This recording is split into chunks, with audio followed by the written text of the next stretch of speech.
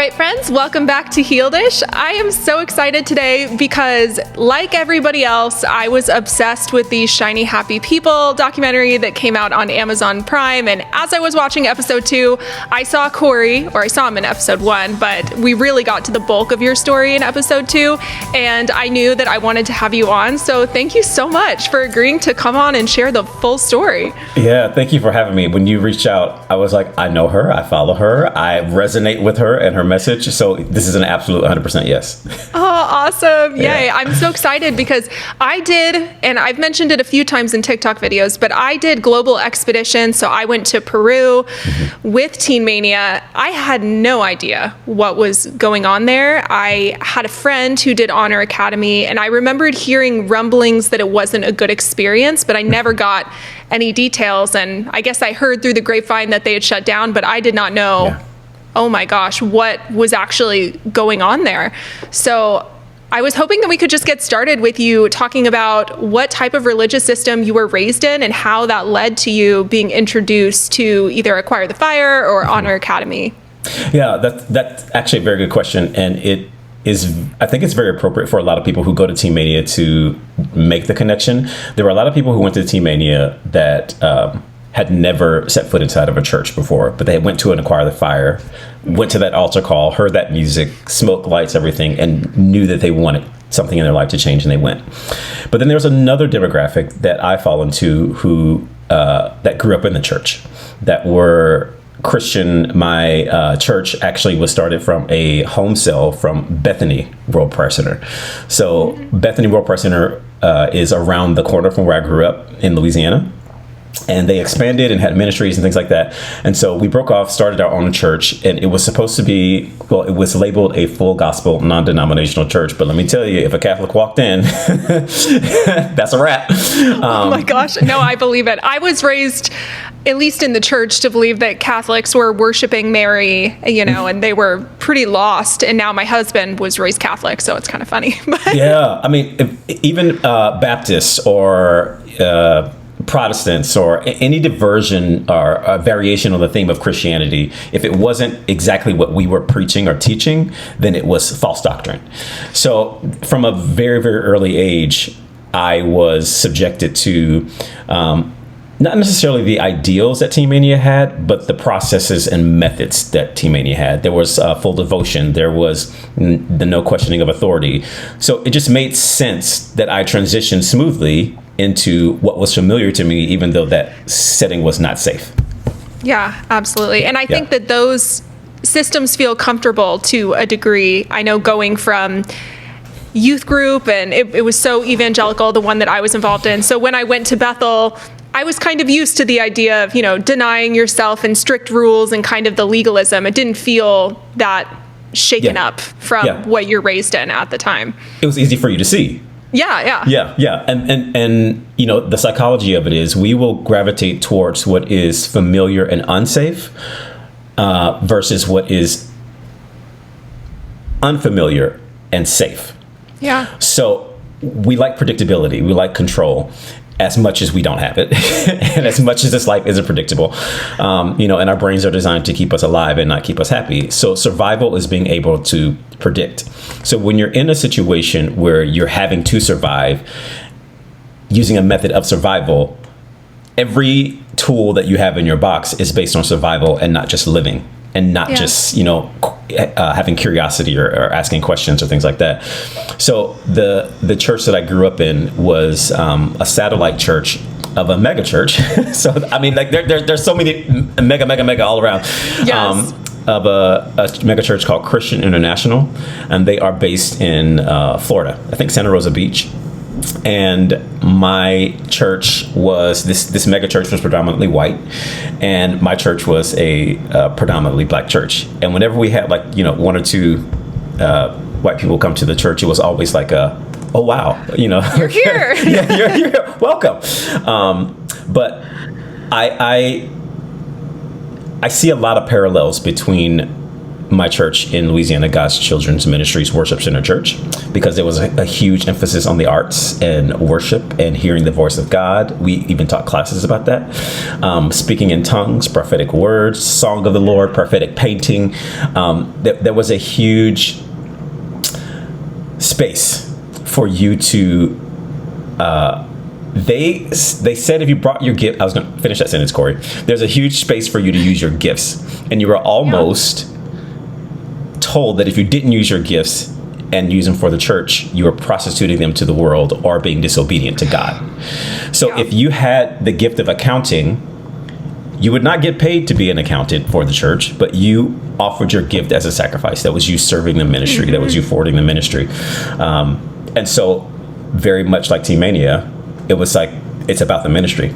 You are not an individual. Your individual characteristics are designed by God to serve God, which to me is, slightly egotistical. It's just like me creating this thing over here. I'm like, I'm going to make you, but whatever you do is mine, and you have to do it. Otherwise, punishment forever. And my best friend, she was really involved in acting, and I think her episode might be coming out right before yours. So, she was really involved in acting, and she felt like she needed to quit going to her fine arts school because she had this dream thinking that they were all going to go to hell at the time. And then she thought, I can only be involved in acting if it's a Christian play, if it's a Christian this, like all of your talents are just for the purpose of ministry. Mm-hmm. And anything of the world is, like you were saying, prostitution to the world or even Ron Luce had that. He had that same idea. His daughter, I can't remember which one it was, Hannah or Charity, who wanted to get into acting, and he said that he did not want her to play any role that didn't have a redeeming, it wasn't a redeeming character or a redeeming arc. And in my mind, I'm like, so who's supposed to play that role? The reason why we have movies is because of conflict. That's what makes things interesting, and somebody has to play that role. And if and I understand like not wanting to expose yourself, or you not wanting to play a character that has a specific viewpoint. I understand that, but to just say I'm not playing any character that doesn't have, and to force that upon that artistic expression is very narrow-minded. And now that I've been involved in the entertainment industry for so long, I see how limiting of a view that is. I toured with Chicago internationally for like 13 and a half years. Wow. And what we were in that show. And we are slinking and gyrating and thrusting and doing all the things. But Team Mania would be so disappointed. Actually, I had someone, because of the tour, every city that we went to, I knew somebody, because people from Team Mania came from all over. And I would always get them tickets to the show so they can see, and most of the time they were excited. But there was one individual who said, hey, I looked up the show, and I don't think that this is something that I would want to expose my wife to. It doesn't glorify God, but we can meet after for coffee or meet for dinner or whatever. No. But there were people in that cast who were hardcore Christians and the loving kind, like who believed in Jesus, and that was just on stage. That was just what was there. So I never really understood it. I understood it then because I just accepted it for what it was. But later on, I just thought about how closed off that perspective was, and how also kind of conceited.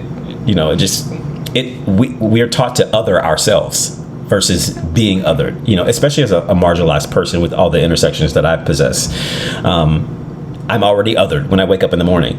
But then I, for years, chose to other myself because I was called out. I had a calling on my life. God chooses these people, he equips the called, and he doesn't call the equipped. And, you have a special,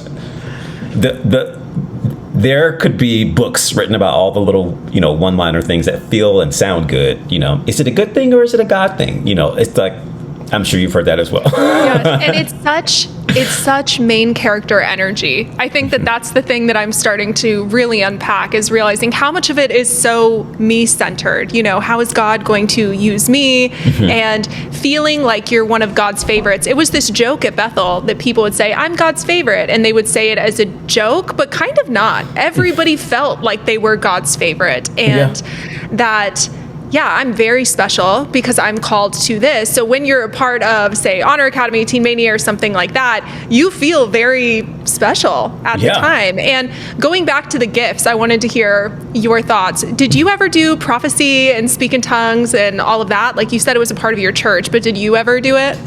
Did I? I was casting out demons. Yes, you were. Which is something that I look at now and I go, at no point would I ask an 8-year-old to cast out a demon or to sit by while I do it, you know? Yeah. If that even is a thing, which check it out. Right, which could also be neurological disorders. Like I'm just like, there's no room for nuance. But we did have hearing the voice of God classes where they would teach you how to hear the voice of God, and we also had prophetic classes as well. Inside of worship services, I would do prophetic painting, prophetic drawing, and I would prophetic poetry, things like that. That were things that I felt in my spirit God was speaking to, the congregation. The song of the Lord was really huge, and my uncle was the prophet of the house, and so he was over that ministry and imparting the gift into people, and laying hands on them so that they could receive the gift of prophecy. Wow. Yeah. So there was a big focus on it. And were you speaking in tongues as well?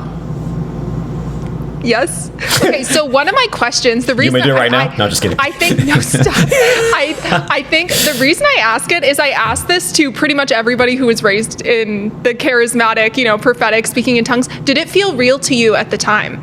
Oh, absolutely. And I'm going to keep it a stack with you.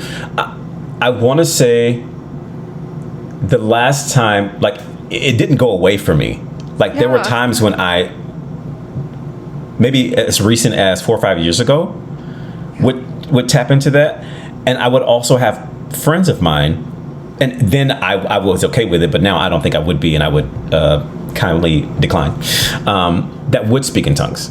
And it was a thing. If it wasn't good enough for you just to believe in God and to live a right life and to follow whatever ridiculous standards they had you held to. If you did not speak in tongues or want to speak in tongues, there was the issue with that. And I actually remember a friend of mine from Teen Mania, he came to visit me in Louisiana on one of the breaks that we had. And he went to my church, and my church was, fire. I mean, it was just fire. just calling down everything from heaven, shoes, all of it. And he didn't speak in tongues. And a lot of people at Teen Mania didn't have that understanding of speaking in tongues. So I actually felt like I was a little bit above what their knowledge was. But I remember he reminded me of this story maybe a couple weeks ago, that he prayed in tongues for the first time at my church. They called him up and they, laid hands on him and gave him a special blessing. And he said it was a life-changing experience. And it does change your life because you're clicking into the herd mentality. You're clicking into whatever has been laid out for you to fall into. You're clicking into it. And so there's that sense of acceptance that you have that feels good. Yeah. Yeah, it's one of those things that I don't even know how to explain, because for me, it never felt genuine at all. I always had this thing in the back of my mind feeling like maybe I was faking it, but then everybody's telling me I'm doing it and everybody's so excited and people are hyping me up. So that was my experience. But my best friend, who ended up going to IHOP, for her, it felt really real. And she said, even after I deconstructed, there would be moments where it would just come out of me when I'm like meditating. So for her, it was always this, it does feel very genuine and real to her. So I do know that everybody has different experiences with tongues. So I was just curious what yours was like. And the way that they set it up was, it was the evidence of you being filled with the Holy Spirit. Yes. I mean, and it's the completion of being baptized in the Holy Spirit. Yeah, as if it were a circle, you're almost there, and then you speaking in tongues. There you go. Yeah. So like it's that thing. And we actually had a song. The lyrics were, and all of our worship music came from Christian International. So Robert Gay, who was the worship leader, he would write these songs, and then they would go all over the country and the world. And with ASCAP, every time you get that check, Gosh, so it was always money in that regard. And they would sell us the discs and the tracks and everything, and we would play them in church for the worship services. But one of the lyrics in the song was, we're not drunk with wine as some suppose, we're just filled with the Holy Ghost. It's like fire shut up in my bones. It's like fire shut up in my bones, over and over and over and over again. And so not only was it encouraged, but it was also infused into things that would actually bring a connection to you, aka music, and lyrics, and the community of people encouraging you to do that. So I have not spoken in tongues in a long time. Yeah. And every now and then I talk to my partner and I'm like, do you want to speak in tongues? He's like, no. Like, I could do it right now. I could do it right now. Tie my yellow bow tie, rotisserie, rotisserie. Oh my gosh. I love it. That's so funny. Yeah. So how did you find out about Teen Mania? Or was it through Acquire the Fire? Yes, it was through Acquire the Fire. So my youth group would go to Acquire the Fires every year. And it was always an exciting thing because it was either Baton Rouge, where we would be at home, or it was New Orleans where we got to go away. And every year we would go. I guess you would say that I don't want to use this as to put anybody else down, but everybody looked at me as a golden child, not the golden child, but a golden child. Well, your uncle was the prophet, so. Yes. And also my dad eventually became the pastor, associate pastor of the church that I went to. So there was a lot of, we knew the people in the church, the core people in this church had been with the church since 1980, whatever it was. And the church still exists today. That pastor has since passed away, but when you were in it, you were in it. Which, going from one cult to another, I was able to look at the differences and go, are the similarities actually, and be like, I was in a cult my whole life. That's why it was so easy. But the Acquire the Fires that we went to, there was one specific Acquire the Fire where I was paying attention to what we were saying. It was towards the end of high school, and I was trying to figure out where I was going to go to college. And there wasn't much support in that area of like, hey, kids, where you want to go to college? Let me help you write an essay. How are you applying? What all that stuff. And I went to a visual and performing arts high school. So did I want to dance? I didn't want to dance. I don't know if I wanted to dance. And a funny story about that, and we can come back to this later, but there are certain things that I would have never been involved in. I would have never become a dancer if my pastor hadn't told me the only reason why I had as many friends as I did was because I was as talented as I was. And so I equated acceptance with performance, tie that into the performance mentality of Christianity and, evangelicalism and everything else. It just made sense to me.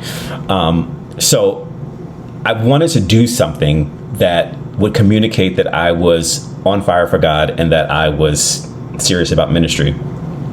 And they had what they called a breakout session for the Honor Academy. They showed this video and, the music, and it's rumbling you on the inside and the lights are low and you hear these teenagers on fire for God. And, there's Ron Luce up there who's also on fire for God. And if you felt like you had a call, you would fill out a little card, go to a breakout session, and then later on they would call you.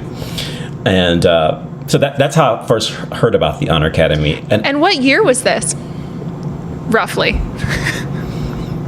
Girl, you can ballpark. 1999, I think. Really? Okay. Cool. Yeah. I graduated in 2000, so yeah. Got it. Yeah. Wow. So you go to the breakout session, and I'm sure it's just this pitch that if you want the more of God to come and do the school. Oh yeah, it was. They were very clear. It's not college. It's not whatever. Regular people are going to college. This is where you spend a year of your life and you major in God. That's what it was. And looking back on it, I'm like, yeah, I support taking a gap year to explore yourself, to explore if you aren't ready to step out into the world, if you don't know yet. And that particular age of your psychosocial development, you're looking, the identity versus role confusion is where you are. You're searching for identity, and you need a space that's nurturing, safe enough for you to explore jobs, safe enough for you to explore sexuality, perspectives, viewpoints, and the crisis that happens is a social crisis when you aren't given those things, when you're given excessive amounts of responsibility, when you are being told to fall in line. And there was this, soldier, militant, warrior-like mentality, and it creates a social crisis within yourself. You don't know how to connect with other people because you can't connect with yourself. You don't know who you are. You're just being told who you are, which is a major setup for failure within the next phase of psychosocial development, and that is intimacy versus isolation. In order for you to be intimate with somebody, you have to know who you are, and there has to be an even exchange between the two of you. And if you haven't established your identity yet, because you don't know what that is, you can't be intimate. So then you're creating these relationships that aren't necessarily based in anything real and authentic. So that's why I look at it. This is not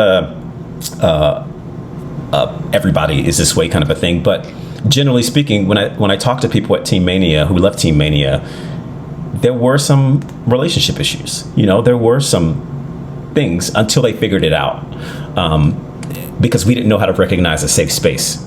You were always afraid that you're going to be woken up at 3 a.m. to recite some other thing, or corporate exercises, or running until you threw up, or whatever the things that they had us do. But as to your original question, that's how I found out about Team Mania, and they definitely hyped it up, called you elite, and then from there, the interns who were already paying took it away. So yeah, even just going back to the idea of calling you guys the elite, it's such this. It goes back to us versus them. We're so much better. And I know at Bethel, it was a similar sort of vibe where we thought that we had the right answer. Kind of like you were saying before, all the other denominations are lost and they're missing out on the fullness of God. Yeah. And how you were saying that you already felt maybe a little bit ahead of the other students because you had that charismatic background, because you know the more of God in a way. Yeah. And I know when I went with Global Expeditions, I had just been introduced to the Charismatic, so I was in my mind thinking, I want to go heal people, I want to go do all this stuff, and I thought that just preaching the gospel was kind of tame, that we should be radically saving every single person and healing every person. And I do think I felt like I a little bit knew God more than everybody else on my trip. Yeah. Or unless they were also charismatic. Right. And then you can relate to them. He's like, let's cartwheel off this building and watch God catch us. It's like, yes. He could do anything. Yeah. And the thing is, like, even when it's so real, when they pull you out of this particular situation, they had everything figured out. If you were there and you were like, I don't know, they already had it. And if you felt, the reason why you're in this room is because you felt something, and the doubt is going to come in, and the enemy is going to try to snatch that seed away from you and let you. It's like, there's a reason why there, and it really is like a psychological bit of warfare that's there. A lot of it was mentality. If you can break somebody down here, you can break. You can control them. I mean, think about how this whole country was started with, enslaved individuals. There were more of them than there were of people who were the oppressors. Mm-hmm. If at any point in time, that's why the rules were there. If at any point in time they realized their power, and any point in time we realize our power, people cannot oppress us. So it was about obedience. It was always about obedience. It was always coming back to obedience. That's alluded to in the documentary. And that was one of those things. You had to have big faith. Like you said, God will do it. He will. He will do absolutely anything. Mm-hmm. So when you decided that you wanted to sign up, you're in this room. They're saying, you're in this room for a reason. Something stirred in your spirit. I'm sure that's why you're in here. When did you find out the details of how much this thing was going to cost? What even was it? What were they saying was going to happen during this year where you major in God? Because I'm sure they were not advertising what was actually going to happen when you joined Otter Academy. No, they just talked about the experiences. They gave you a sense of belonging if you were there. And again, when you're a teenager, peer approval, being approved by, that's important to you. And going back to my church and expressing to my, youth pastor, who was the pastor's wife, that this is something that I wanted to do, it was encouraged.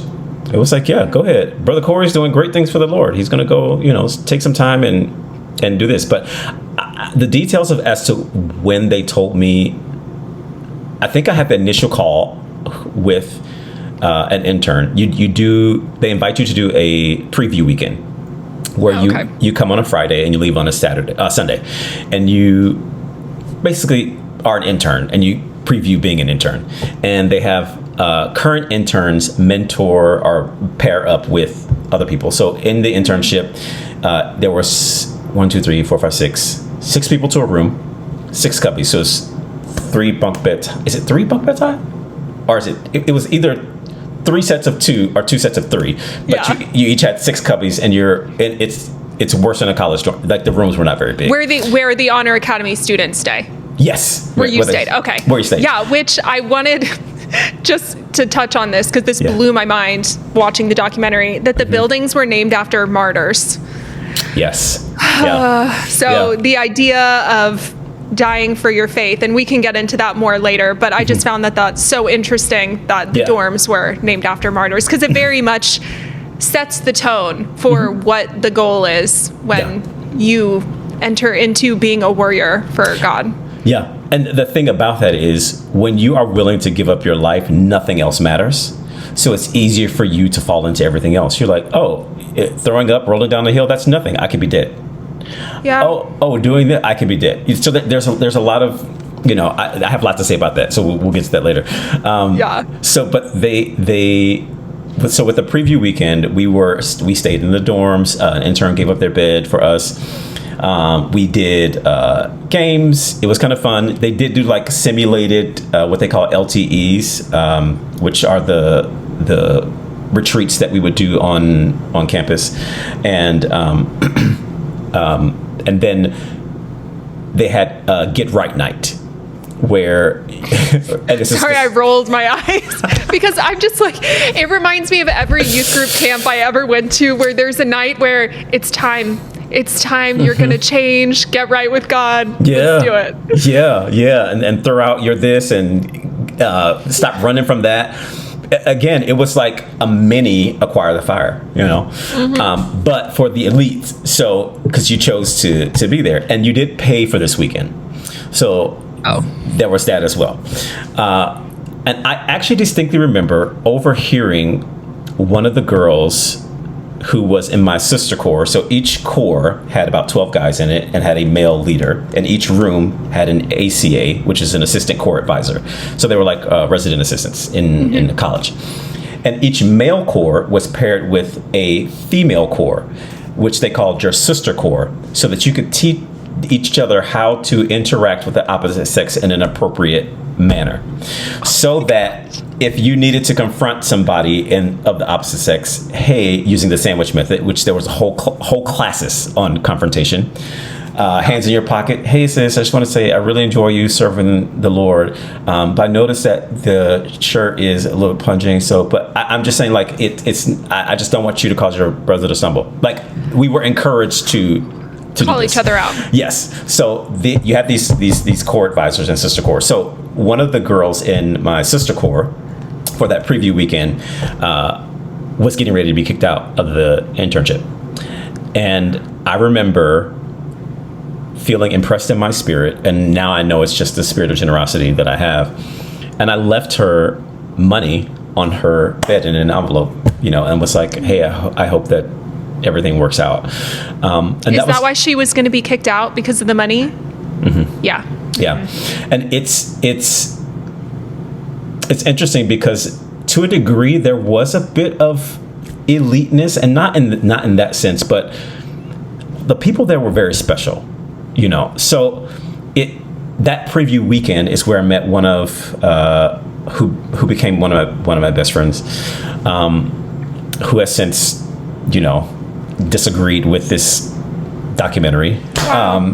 And so they put us in a place where we all leaned on each other's fire, We all lean on each other's generosity. We all lean on each other's humor and spirit. Now, there were some people who were like, you could leave. But that preview weekend really it seals the deal. And so once you commit to the Honor Academy, they send you a whole packet in the mail. This is before email. They send you a packet in the mail, and it has I think a CD where you can watch. I can't remember if that was the case, but a bunch of information. That's where you find out how much it was going to cost. That's where you find out. That's just where they give you the fundraising, situation. So you didn't get to know how much the Honor Academy was going to cost until you already paid for a preview weekend? Unless there was somebody I could ask. But yeah, at least for you. Yeah, you didn't get that information until the DD. Yeah. Wow, that's crazy. Yeah. And let's get you really excited. It's like timeshares, let's get you really excited. And then at the very last second, we're going to tell you how much it costs. Yeah, absolutely. Absolutely. And I know that I wasn't the only one. And so the idea was that, you would have I think they called them encouragers, but somebody from the Honor Academy would call you periodically to keep pulling you. So if at any point in time you got discouraged, no, you got to trust. God's going to do it. He's going to provide a way. You got to get out there and do it again. So that was the preview weekend happens, and you have a while before you hit your entry date. So you could either be in August or January. So the campus was split in half. And there was always this, not tension, but energy, I would say, between January's and August. The August classes were always huge. The January classes were a little bit smaller. So when you have an August class that's huge and they come in, they form these relationships really quickly. And then when the Januaries roll in, it's a smaller class. And it's almost like who are these new people on campus? They're trying to fit in. And then the summer happens, and then the whole campus explodes because of global expeditions, and then eventually summer camps and everything. But then the Augusts leave, and it's just the Januaries there, and they're this small group. Now the bigger group is coming in, so then there's this sense of there was always this off energy between the two groups, and not in every case. I'm friends with plenty of Januaries, and there are plenty of Januaries who are friends with August, but there was definitely a lot of separation even within the elite that was happening. I feel like I even experienced that on a smaller level when I went to Peru, because there were two trips for the Peru. There was the shorter trip, and then there was the longer trip. And I remember I was a part of the longer trip. So we would all go together, but then they would leave early. And the longer trip people, we were kind of like, wow, they're only going for a couple weeks. It's like this weird politics of everybody being kind of we're the cool kids because we're doing this for a really long time. A really long time. It felt like it at the time, but I think it was only a month. Or how long were the mission trips? Do you remember? They ranged anywhere from 2 weeks to 2 months. Yeah, I feel like maybe it was 6 weeks or something like that. But that is a long time at that age in a different country, It is. Yeah. Oh my gosh. And we had one time, we were staying in this house where one of the toilets was broken, and then we all got food poisoning and we all had to share a toilet. It was truly one of the most disgusting things that has ever happened to me. Are you okay? Yeah, it was 24 of us that got sick. I think only 3 of us didn't. So that was a nightmare. And then, I have to tell this quick story, but please. With the group that left early, so we were already kind of this is the group that's going to leave in a few days kind of thing. We went to a market to go get souvenirs, and we were told that we should pray over our stuff to get all of the spirits off of our stuff, just in case there are some demonic spirits at the market. So these girls started to pray over their stuff, and then they pretended, I think, to be demonically possessed. So there was this whole night where 4 or 5 girls were screaming on the ground. They were doing really creepy walks on the ground, and we were told to not look at it and that the people would handle it. And they were kind of pushed off to the side for the rest of the trip because we all thought that they were possessed by demons. And I still don't know exactly what happened there, if they were faking it or what happened, but that was one of the crazy things that happened when we were in Peru. And they were on the longer trip? They were on the shorter trip, so we already weren't hanging out with them that much. Well, they're babies. I look back now, and the thing with global expeditions, which I don't think some people realize, is that there's so many young kids on this. I was one of the older kids there at 18. I had a girl who was 12 in my group, and I think a lot of these demon-possessed girls were about 15. So these are children, and it was just a very, very weird experience. Yeah, I mean, it's like that everywhere. Like with Team Mania, you have teenagers running the ministry, but then you have teenagers over teenagers running the ministry. Yeah. And it's like, but it worked. It just, because a teenager will just do it. They'll just do it. And when you add the element of Christianity in it and being called by God and being given a purpose, it makes it a little bit easier, because then you're just like, it's like I was 18 babysitting my, younger, 15, whatever. So it just made sense. It tracks. A lot of us did babysit. So it was just like, oh, it's like this, but for God.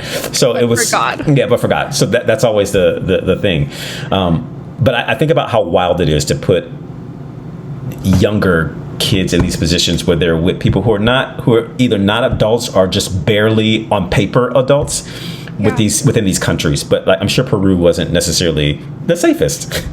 No, yeah. I mean, we had to be careful for sure. And I think one thing that makes sense, I think people from the outside might think, how are these kids having such positions of power in this ministry? They're kids being put in charge. But when you're raised in the church, and tell me if you experience this, but I know at Bethel, they were huge on children prophesying, children speaking in tongues, and they would say it's more powerful if a child does it because of the Bible verse with Jesus says the least of these, and, out of the mouth of babes. Yes. So it's almost like it's more holy because they're more innocent. So God calls whoever he calls. It doesn't matter how old they are. They can be given these positions as long as they are anointed and chosen by God. Mm-hmm. Yeah. But I remember once my brother, my pastor, old pastor, he would call anybody up and be like, give me a word. And once he did it to my little brother, and my little brother said, green light means go. And then he goes, God said, I know what that means. I know what that means. Oh my gosh. So we all were like, oh my gosh, the child heard from God, and it was so simple, and that's how it is. But again, we were casting out demons when we were younger. They had us as an activation, is what they call it,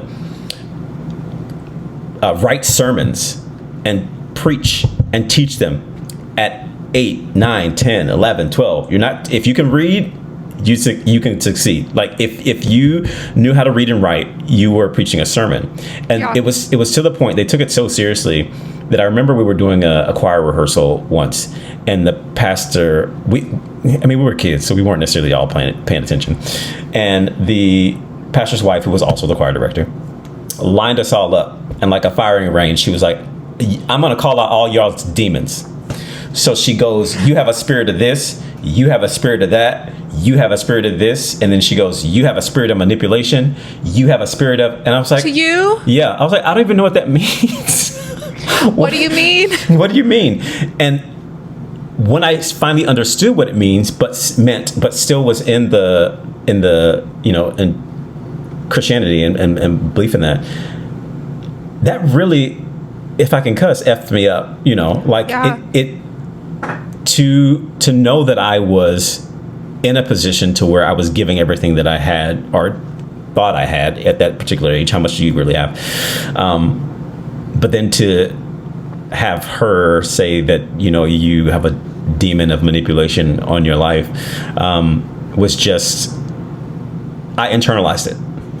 Absolutely. Yeah. And I think that specifically that accusation, that's very heavy. And I've shared about this before. I know we're getting so off topic, but I've shared about this before. When I was at Bethel, there was a time where I ended up sleeping with somebody between my first and second year. And I went to my pastor and I was in tears, crying and confessing because I felt like I needed to be honest. And I tell her, I did this thing. I feel suicidal. I feel not good. Yeah. And she said, I'm going to stop you right there. You were manipulating me to feel bad for you, and I don't feel bad for you at all. And that stuck with me for years. She told me that I was a manipulative person, and yeah, so I can only imagine if somebody looked at me in the eyes and said, you have a demon of manipulation, how that would affect the way you see yourself going forward for a long period of time, because these are the anointed people. They're supposed to be the ones who see the truth behind what's going on. And you start to think, am I manipulative? I don't think I'm manipulative, but you're telling me you see this in me. Yeah. And that's but then you heavy. also alter your behavior to do everything to not seem manipulative, which turns into people pleasing, which turns into not having a voice for yourself and not learning how to speak up for yourself, which turns into not knowing how to think critically and communicate, which creates such rifts in whatever relationship that you're in, platonic or non-platonic, because you don't want to be seen as a person who's manipulating. So whenever somebody denies your experience, or when you do try to stand up for yourself and they deny your experience, it's an even greater offense. It hurts even more, because not only it's like, no, I'm just trying to be honest with you in this situation, and then honesty gets connected with manipulation. So then you go, okay, so what do I replace it with? Okay, dishonesty, and I'll be inauthentic, and I'll just try to shift around. It is very damaging, especially at that age. The people who are the adults in your life are supposed to teach you how to maneuver and love and be loved in this world. And if you have a maladaptive process with that, that's what you feed grows, and that's what you grow up. And it changes and it shifts, because the problems that you have when you're a kid are not the same problems that you have when you're an adult. But it's not going to stop. Like you will continue to grow up, and the methods shift, and they become more and more detrimental to your mental health, to your physical health. Until you do something about it, and you can't do better until you know what that better is. And you have to be willing enough to ask those questions and get curious about it and go, what is it? What is the truth? Which is where I eventually found myself. Yeah. And a lot of the time you don't ask those questions or you don't ask them because you're afraid that you're going to go to hell. Right. If you ask, so for you're me, full of doubt. I wasn't able to deconstruct anything until I deconstructed hell. That's been a big part of my journey, because it was just shoved down until I finally was able to ask myself, what do I actually think, and what do I actually see when I read the Bible, and what's my takeaway of it? There's definitely like a lot of that ball of fear that exists within this religion that drives the whole thing. If you run out of fear, you can't control them anymore. And if you can't control them, you can't get that money. And then B, you can't take over the nation. Yeah. Speaking of money, how much did it cost going back? How much did it cost? And what was the fundraising like? Because I'm sure they gave you a whole list of, I think I even got a list of ways to fundraise for my global expedition thing, pester everybody and send out 1 million letters and all of that sort of thing. Yeah, we get the same one. The interns get the same one that the global expeditions do. So they just copy paste. I don't remember how much it was. I want to say it was maybe like $450, $500 a month, maybe. Got it. Mm-hmm. But that was just for room and board. If you wanted toothpaste, if you needed to do laundry, if you ran out of underwear, if you needed deodorant, if you didn't have that extra money, then you didn't have it. And there was a campus store where you could buy things, but none of that was included. So the only thing that was included was the stuff for the LTEs, the British on campus, the food, and then also your room. If you didn't have a car, the only way you could get off campus was to sign up for the shuttle and to go to Walmart. But if you don't have money, why are you going to Walmart? Yeah. So it would cost roughly, because the laundry machines were coin operated. So you had to pay for your laundry. And for people who worked on grounds, who had red dirt in their clothes and put the red dirt in the washing machine. And then people who worked in the offices would put their business clothes inside the washing machine with the red dirt. Then you end up with red dirt on your clothes. But then that's not professional for you to show up with red dirt on your clothes. So then you have to figure out how to buy another shirt. So Yeah. So yes, it was only like $450 to $500, but there was all the quote monkey stuff that you had to take care of. And my major fundraising thing was being good with words and writing. I had the mega church that I was a part of had all these satellite churches, and my pastor would often speak at these satellite churches. And so sometimes he would bring me along to dance, and I would, dance ministry before he spoke. So anointed by God.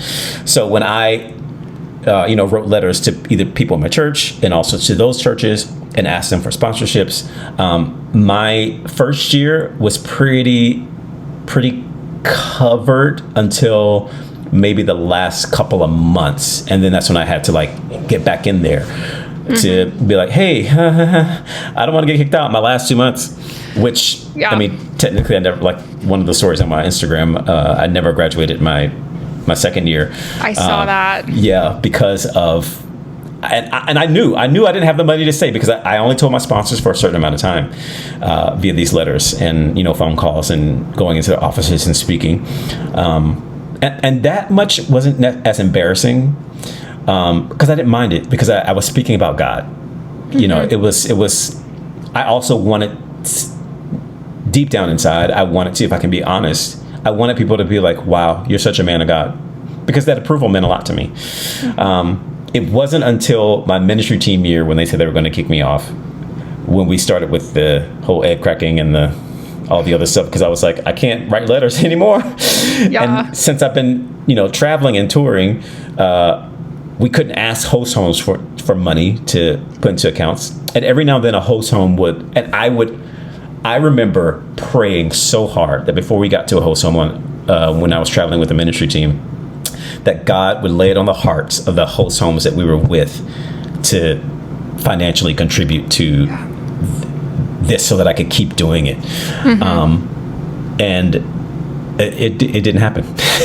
So then there was okay, I think those were my first bits of disappointment setting in with praying and not being heard. And then we also hear God's prevention and his protection. And I'm like, yeah, okay. But that's how I got my money for the Honor Academy for that first year. Yeah. So after doing the weekend, you knew for sure that you wanted to do it. You started fundraising. And when I was watching the Shiny Happy People thing, my mind was blown about this ring ceremony. Did you guys do that? Okay. So can you explain to everybody what this ring ceremony was when you showed up? Yeah. So everybody at Team Mania gets an honor ring, but you have to make it through Gauntlet Week. You have to prove that. What is Gauntlet Week? Oh, child. I don't even know what that is. Gauntlet Week is a week of high stress. You are up at 5 a.m. for corporate exercises, and then if you haven't, and then you go to your specific job assignment. We had A shift and we had B shift. A shift is, we were calling youth pastors, so Acquire the Fire and was A shift. B shift, where we were calling the people who submitted the cards at the Honor Academy. At the Acquire the Fires. So those were the teenagers that we were calling. So Global Expeditions and Acquire the Fire, Global Expeditions and Honor Academy worked B shift, and then Acquire the Fires for the youth pastors worked A shift. But before you were put into your departments, you had to go through personality tests and almost like psychological evaluations to see where that you interviewed with the advisors on campus to get your ministry placement. There were a bunch of things you had to memorize: faith, integrity, relationships, excellence, vision, always honorable, for life, carpe diem, the core values. It was the presentation of the indoctrination. Yeah. This is everything that you will need to know in order to, and you have to memorize it. You have to be committed to it. You have to commit to these 5 a.m. exercises.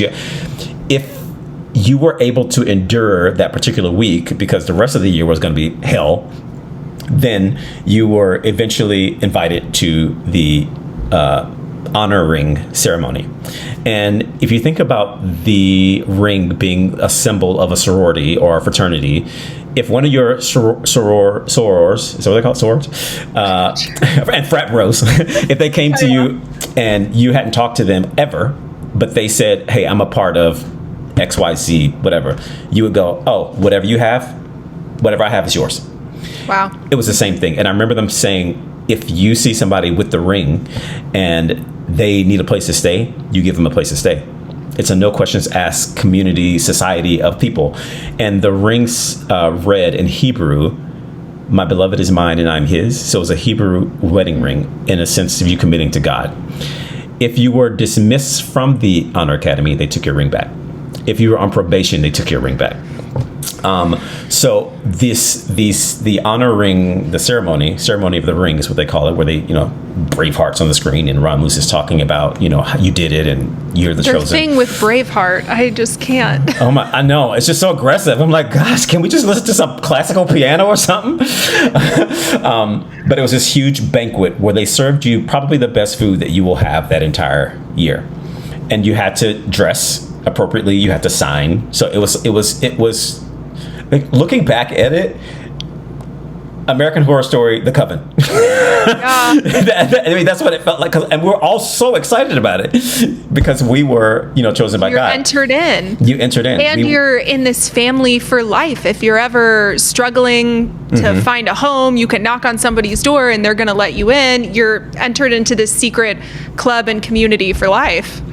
Yeah, absolutely, and it was a great thing. It was the physical representation of the approval that we sought to have, and when you get your ministry placement after that, some people rejoice, and there are a lot of people in tears because nobody wanted to be on K Crew.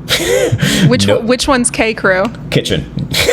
Oh gosh. Nope. Yeah. Some people didn't want to be on grounds because that meant you had to clean toilets and you had to mow lawns. People didn't want to be in the guard booth because you're just in the guard booth. You're not mingling. There's a friend of mine who, he said, I didn't get indoctrinated because I was never in the sessions because I was always in the guard booth. He's like, so I don't even, like the stuff that y'all are talking about, I missed completely because I was working the graveyard. I wasn't there. Yeah, because I wasn't there. He just remembers being so exhausted, about it. Shout out to him. But I just remember being so, I did it. And there is something that you do shortly after that I have actually held on to since I was 18, 19. And that is that you write a letter to yourself at the beginning of the year. And then at the end of the year, when you graduate, they give it back to you and you can read it. So I do that for myself for my birthday every year. I'll write a letter to myself. That. Yeah. Put a little $20 in there and be like, oh, thanks, Corey. You're welcome, Corey. And then I'm going to go get something. Yeah, and then put it right back in. Right. Yeah, right. But you're like, I'm really not gaining anything, actually. At all. But it also lets me know where I am in the moment when I'm writing that letter, where I want to be, and then where I was. So it's all the concepts of time meeting in one place, which to me is a special thing to be able to not necessarily judge, but assess. Because sometimes I'll say things and be like, ooh, you were so off. But again, it's breaking that indoctrination of having a 5-year plan. What's your 5-year plan? And at the same time, like, you're telling me to create this 5 plan to hear the voice of God, but what if 2 years down the road something shifts, and then if it's not fitting in this 5-year plan, I'm panicking because I don't know how to think critically, and then I have to go outside of myself to find that answer, aka God, and pray. And if I don't hear anything, well, you have to do the last thing God told you to do. It was on the 5-year plan. I did that stuff. So who's right? Who's wrong? You just got to trust. So now I'm the issue. They then take these things that are external issues and they make it a self-imposed disease of sorts, of being like, it's your fault, it's yours, you, and to a degree you make the choices, you make the decisions. But if you're not taught to search outside of this box for answers, your decision making skills are going to be limited. Definitely. Which one were you assigned to? So obviously people didn't want the toilets, they didn't want any of that, but what were you assigned to for that first year? I would have been the one to call you. So I was in global expeditions. So oh my gosh. Yeah. And I just remember maybe my pastor's wife was right. Maybe I did have a spirit of manipulation, because I remember talking kids 13 years old, $2,000 trips, and going, hey, you want to serve God, you want to do this, the the kingdom is what? Righteousness, peace, joy, and the Holy Ghost. That's the kingdom. That's what's in the scripture. But I was like, the kingdom of God is what? People. And you got to love. And this is what. And by the end, they're like, yeah, give me the phone to your mom. Hey, so I just talked to your kid and they're really excited about this particular opportunity. And this is what it is. And then it was all personality based for the most part. Like who you could connect with in order to.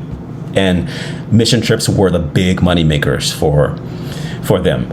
And how much money were they making on these things? So I know I probably at the time raised about $2,500. I would have to go back and look, but I feel like it was somewhere around there. Yeah. And how much do you actually think it costs to send us there and to provide our food while we were there? Let me ask you this. Were you eating steak? No, let me tell you because I was on duty for this. Okay. We ate peanut butter and jelly every single day. I made 2 peanut butter and jelly sandwiches for every single person. So I was making 60 to 90 of those a day when I was in Peru. And how much is peanut butter and jelly? Not $2,000. Right. And were you staying in the Ritz-Carlton? No, we were not. Where were you staying? We stayed in 2 places. So one was, it almost seemed like a teacher, like a school kind of compound that had dorm rooms. So I don't know how much that would have cost, but it wasn't super fancy. And then the other one was the one where only one bathroom was working, and it was pretty much barely running water kind of vibe. That was the other place we stayed at. Right. And so the only other expense would have been the flights, which I'm sure they had. Get a deal. Yeah, 100%. So not very much. So they were making money hand over fist with that. Wow. And it was a requirement before you went to Team Mania. Before you were an intern, you had to do a mission trip. So if you didn't do a mission trip. Really? You could not be an intern. Oh, so you did a mission trip as well. So here's the option. I couldn't afford $2,500. I was barely getting these sponsors. So they had another option where if you, freaking brilliant, now that I think about it, if you couldn't go on a mission trip in an actual proper mission trip. Proper. Yeah. You could go to Mexico for an extremely reduced rate, which meant that I had to raise more money for that particular one. Mm-hmm. And you had to commit to being a counselor for the summer camps. So that was also free labor. So they did not have to find other people to do that. So before I even became an intern, I had to be a summer camp counselor, and that's where I got shot with a paintball gun. And then they, a little bit into the internship, they hauled the group of us who couldn't afford to go to other internships, put us on a bus, and a yellow school bus, and drove us from Garden Valley, Texas, all the way to Juarez, Mexico. For how long? We were there for, I think we were there for maybe 2 weeks. So not only do you still have to raise money to go do that thing on your school bus, but then you have to do all this free labor over the summer. Yeah. Yes. It's crazy looking at a lot of these organizations. I think to Bethel, where everybody's paying this tuition, and what are we really paying for, to be honest, because we like the books of the people who are running the school. So they're also making money off of the tuition books that we're buying, because we barely read the Bible while we were there. It was really, we're reading Bill Johnson's books. We're reading Chris Vallotton's books. Oh, wow. While we are in the school. And that's really the only expense. So, but you're paying all of this money. So whenever I just look at these ministry organizations, they're so rich, and they're so, specifically Teen Mania, I just kept thinking and we'll get more and more into it, but while I was watching it, I just couldn't stop thinking about how this is, all of it's free labor, having you guys call to run global expeditions, and like, what are their expenses exactly? Because they just have so many people doing all of their work for them for free, and they feel happy to do it. Because God is trusting you with the least, and you have to be faithful with the least, no matter what your job is. So clean that toilet for God. Ding, nails on the head. Yeah. That's exactly what it was. We all chose to be there on purpose, for a purpose. So the expenses that they had were mostly, they weren't necessarily used to support us. They were used to support whatever else that needed to happen. We were kind of taking care of ourselves in a sense. It's like, this is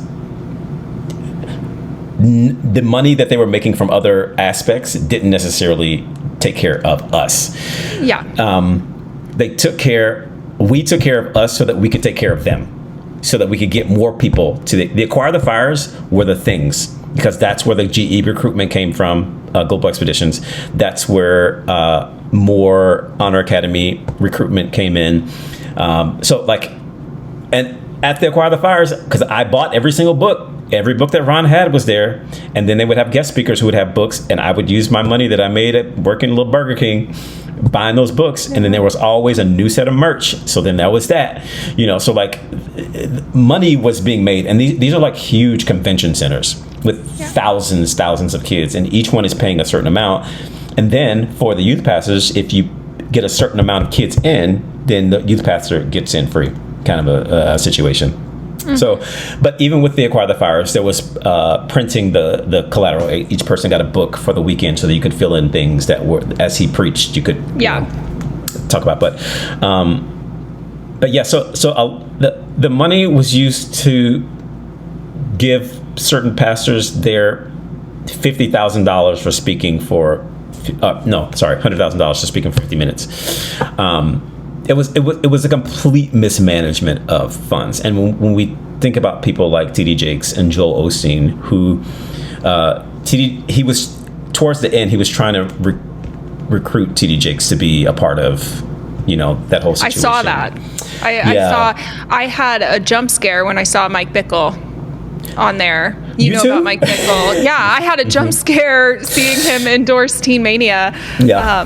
Oh gosh, he's a piece of work. But yes, yeah. Yeah. Before we get into, because I want to go in depth with Acquire the Fire, because I think you said you toured with them. Was that your second year? Okay. That's my second year. So back in first year, can you go over, which it's going to take time, but can you go over some of the weeks that you had? So how did they explain to you that you needed to get up at 4 a.m. and work out, and why did that make any logical sense? What does that have to do with God and ministry at all? What was the explanation of that? And what did you witness and experience during that? We're going to hit pause on part 1 of Corey's story, but don't worry, part 2 is already up for you to go and listen to. And if you guys could leave a positive review for Healedish, you have no idea how much that means to me, and it really helps the show grow. And like I was saying before, if you go to the Healedish Patreon, you will see that I've been doing recap videos on the Shiny Happy People episodes. So there I share a little bit more about my experience with Teen Mania, Global Expeditions, and just unpack some of the really crazy stories that came out of that series. So with all of that being said, you can head over now to part 2.